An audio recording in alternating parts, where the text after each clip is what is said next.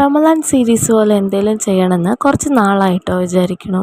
അപ്പോൾ ഞങ്ങൾ അത്താഴത്തിന് എണീറ്റു. ചോറും പാവയ്ക്ക വറുത്തതും ഉണക്കമീനും പരിപ്പ് കറിയൊക്കെ ആയിരുന്നു. അതിനിടയ്ക്ക് ശബ്ദം കേട്ട് പോയപ്പോഴാണ് അത് എവിടെ ഒരാൾ വലയിൽ പെട്ട മീനിനെ പോലെ കിടന്ന് കളിക്കുകയാണ്.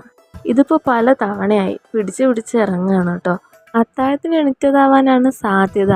പക്ഷേ തലയോ മറ്റോ മുട്ടിയാലോ എന്നുള്ള പേടിയിലാണ് ഞങ്ങൾ. തക്കുടൂന് പിന്നെ അത്താഴത്തിന് ഇഡ്ഡലി മതിയെന്ന് പറഞ്ഞു. അവൾ അത്താഴത്തിന് എണിപ്പിക്കൽ തന്നെ ഒരു ടാസ്ക്കാണ്. എണിപ്പിച്ചില്ലേ പിന്നെ രാവിലെ എണീറ്റ് കരയാനും തുടങ്ങും. പിന്നെ ഞാനൊരു പേരയ്ക്കും ഒരു ചെറുപഴവും കഴിച്ചു കേട്ടോ. തക്കുടൂന് പിന്നെ അതൊന്നും വേണ്ട, ക്യൂക്കമ്പർ മതി എന്ന് പറഞ്ഞപ്പോൾ ഉമ്മ അതൊന്ന് മുറിച്ചു കൊടുത്തു. ഫീഡ് ചെയ്യുന്നതല്ലേ, കുറച്ച് പ്രോട്ടീനൊക്കെ വേണ്ടേ, അപ്പോൾ ഒരു മുട്ടയും പുഴുങ്ങി കഴിച്ചു കേട്ടോ. അപ്പോൾ ഇത്രയൊക്കെയാണ് ഞങ്ങൾ അത്താഴത്തിന് കഴിച്ചത്. അതിനുശേഷം പിന്നെ പുറത്തിറങ്ങി നോക്കിയപ്പോൾ മഴ പെയ്തിട്ടുണ്ട്, ചെറുതായി ചാറുന്നുണ്ട്. അപ്പോൾ നല്ലൊരു സുഖമൊക്കെ തോന്നി, നല്ല തണുപ്പുണ്ടായിരുന്നു.